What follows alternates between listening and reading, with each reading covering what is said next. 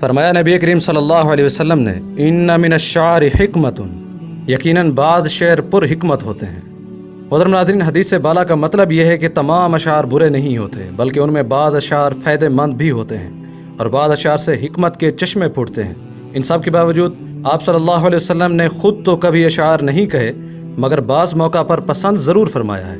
جیسا کہ لبید کے ایک شعر کو آپ صلی اللہ علیہ وسلم نے سنا تو بہت پسند فرمایا، اور وہ شعر یہ تھا: سنو، اللہ کے سوا ہر چیز فانی ہے، یہاں کی ہر نعمت ایک دن ختم ہو جائے گی۔ فرمایا ولا حلیم الا ذو عشرۃ ولا حکیم الا ذو تجربۃ، کوئی شخص کامل بردبار نہیں ہو سکتا جب تک کہ وہ لغزش نہ کھائے، اور کوئی کامل حکیم نہیں ہو سکتا جب تک کہ اس کو تجربہ حاصل نہ ہو۔ کیا خوبصورت بات فرمائی۔ فرمایا لا طاعت لمخلوق فی معصیت الخالق، مخلوق کے اس حکم کی تابع داری جائز نہیں جس سے خالق کی نافرمانی ہوتی ہو۔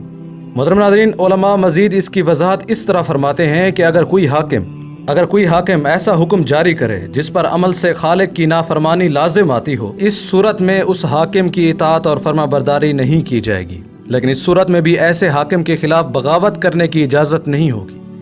فرمایا نبی کریم صلی اللہ علیہ وسلم نے ان من البیان لسحرا، بلا شبہ بعض بیان جادو کا اثر رکھتے ہیں۔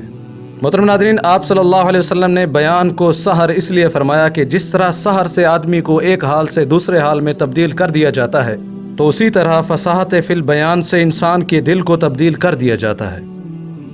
فرمایا ولا حسبک حسن الخلق، خاندانی شرافت اچھے اخلاق کے برابر نہیں۔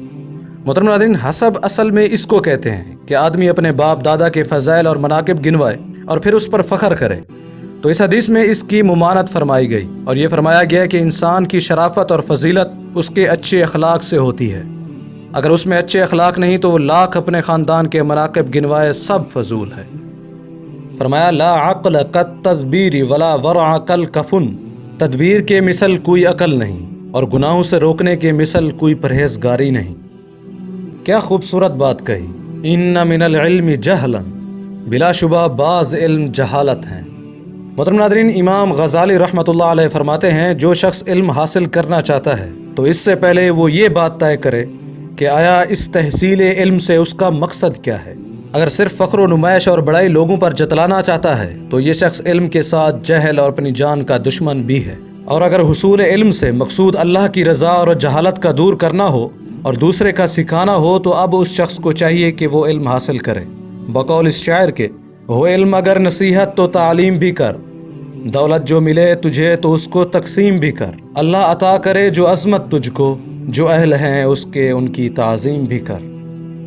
فرمایا مثل العلم لا ينتفع به كمثل کنز لا ينفق منه في سبيل اللہ، اس علم کی مثال جس سے نفع نہ اٹھایا جائے اس خزانہ کی مانند ہے جس میں اللہ کی راہ میں کچھ خرچ نہ کیا جائے۔ محترم ناظرین، جب آدمی پر اللہ تعالیٰ نے یہ احسان فرمایا کہ اس کو اپنا محبوب علم سکھایا تو اب اس کے لیے بھی مناسب نہیں کہ اس کو وہ چھپائے، بلکہ اس پر اس وقت دو باتیں لازم ہیں۔ ایک یہ کہ اس پر عمل کرے، دوسرا یہ کہ دوسروں کو بھی سکھائے۔ یہی مطلب ہے علم کے فائدہ اٹھانے کا۔ فرمایا ان یسیر الریاء شرک، بے شک تھوڑی سی ریاکاری بھی شرک ہے۔ محترم ناظرین، ریاکاری کی تعریف یہ ہے کہ اپنی عبادت اور نیکی کی وجہ سے لوگوں کی نظر میں اپنی منزل اور مرتبہ کو پیدا کرنا۔ محترم ناظرین، ایک دوسری روایت میں اس کی مذمت اس طرح بیان کی گئی کہ قیامت کے دن صاحب شرک سے کہا جائے گا کہ جس کے لیے تو نے عمل کیا تھا آج اسی سے بدلہ لے لے۔ کیا خوبصورت بات فرمائی۔ ان السعید لمن جنب الفتن، یقیناً نیک بخت وہ شخص ہے جو فتنوں سے دور رکھا گیا۔ محترم ناظرین، فتنوں سے مراد آفات اور وہ چیزیں ہیں جو انسان کے ذہن اور قلب اور جسم کو تکلیف اور رنج میں مبتلا کرتی ہیں۔ محترم ناظرین، بعض علماء نے فرمایا کہ الفتن سے مراد فاسد گمراہ کن نظریات ہیں، باطل افکار اور نفسانی شہوت و خواہشات ہیں۔ جو ان چیزوں سے محفوظ کر دیا گیا وہ خوش بخت ہوگا۔ فتنے تو اس پر بھی آئیں گے مگر وہ اس فتنے کے زمانے میں بھی دین اور صبر کا دامن نہیں چھوڑے گا، یہ مطلب ہے وہ فتنے سے دور ہوگا۔ محترم ناظرین، دعا کرتے ہیں کہ اللہ تعالی ہمیں اس پر عمل کرنے کی اور دوسروں تک پہنچانے کی توفیق عطا فرمائے۔ امید کرتے ہیں یہ ویڈیو آپ کے علم میں اضافے کا سبب بنی ہوگی۔ اگر یہ ویڈیو آپ کو اچھی لگی تو اسے لائک کریں اور شیئر بھی کر دیں۔ ملتے ہیں ایک نئی ویڈیو کے ساتھ، تب تک کی اجازت دیں۔ السلام علیکم ورحمۃ اللہ وبرکاتہ۔ اللہ اللہ اللہ اللہ اللہ اللہ